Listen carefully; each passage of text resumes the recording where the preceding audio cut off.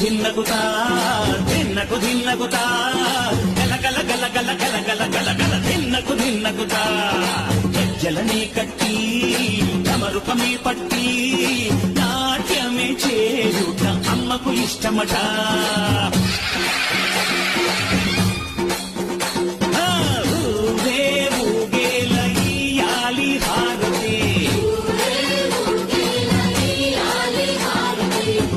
కొట్టి తలములు పెట్టి పాదాలు తాకితే అడిగిన వరములు ఇచ్చును